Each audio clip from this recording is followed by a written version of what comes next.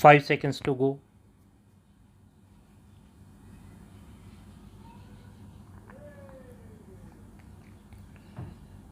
Start. Sir, a tax collected by the state for the state GST naturally has to go to the consolidated fund of the state. There is actually a conceptual problem. Where do revenues collected go? What is the mechanism whereby the distribution is done immediately so that the revenue can be collected and somebody sits on it? That is an important aspect that needs to be clarified. So, that is what I would like that the Honorable Finance Minister to reconsider the amendment number 3 that he has moved. Secondly, that is an important point. You collect revenue. What is the mechanism and what is the time frame within which it is shared between the states and the center? If you do not have that clarity, then how can you collect revenue which does not go into the consolidated fund? That is not permissible under our constitution. That cannot remain in vacuum hanging somewhere that amount. Therefore, this is a serious lacuna according to me that needs to be addressed. Then there is another amendment number 4 that has been moved by the Honorable Finance Minister. Sir, I have with me letters from the chairman of the Empowered Committee of State Finance Ministers, a position that this bill has discussed over the last 2 decades, a position that was occupied by the left front government's finance minister, now occupied by the current finance minister of West Bengal, and a letter also from the finance minister of Kerala. I know letters by the state finance ministers should not normally be read out here. So I am not reading out these letters.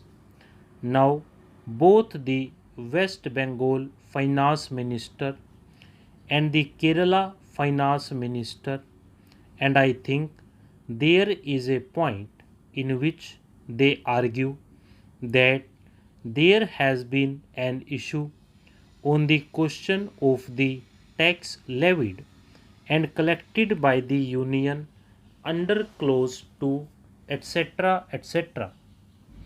This is the newly proposed amendment under the same amendment number 4 of the finance minister to clause 10, whereby this amendment, I am informed, has not been discussed in the last empowered committee meeting of the state finance ministers, and it goes against the decision of the empowered committee of 2014, where it was decided that the residual amount in the IGST shall be shared with the states as per the Finance Commission's formula formulated during financial years.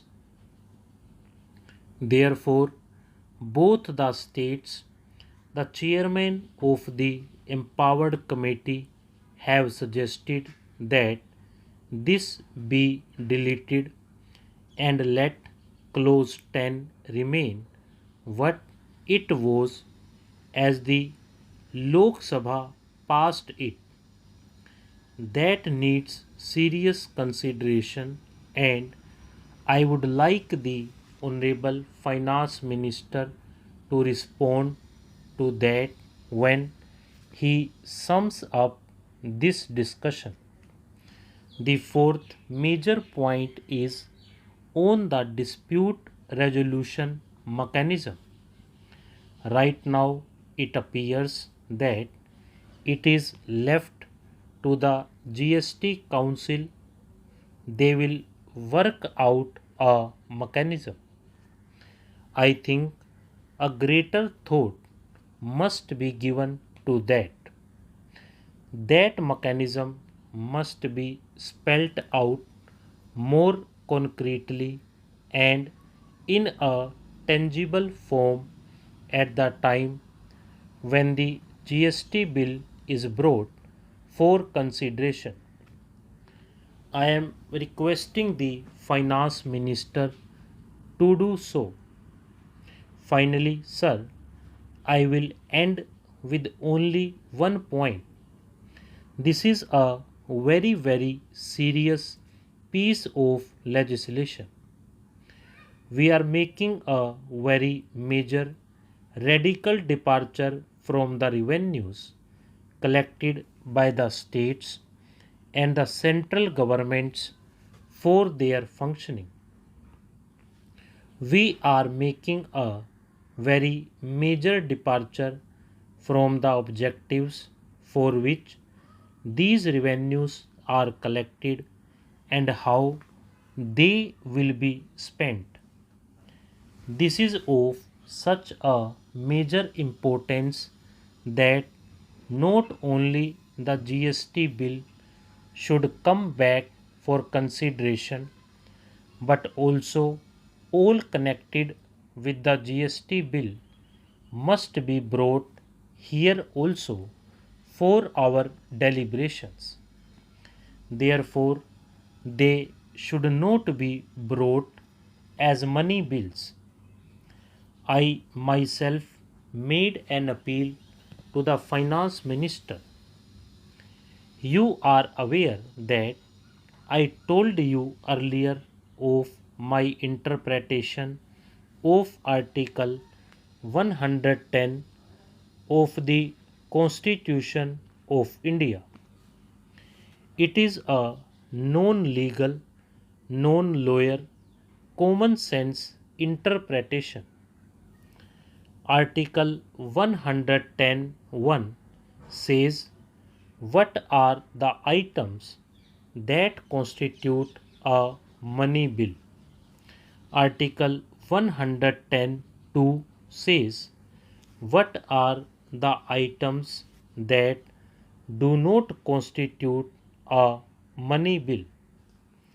Article 103 states that in the case of a dispute, the decision of the Speaker of Lok Sabha will be final. Common sense interpretation is that the matters under adjudication of the Honorable Speaker of Lok Sabha are matters that are not mentioned either in Article 110(1) or Article 110(2). Only then Article 110(3) should come into operation. But now what is happening? Article 110(3) is coming into operation for matters listed in Article 110(1) and 2. I think that is wrong. But anyway, one of our colleagues has taken it to the Supreme Court. Let us wait for the verdict. In that spirit, I had even said this once before. It means that in our indiscretion or hangover from the colonial rule, be correct now. Stop.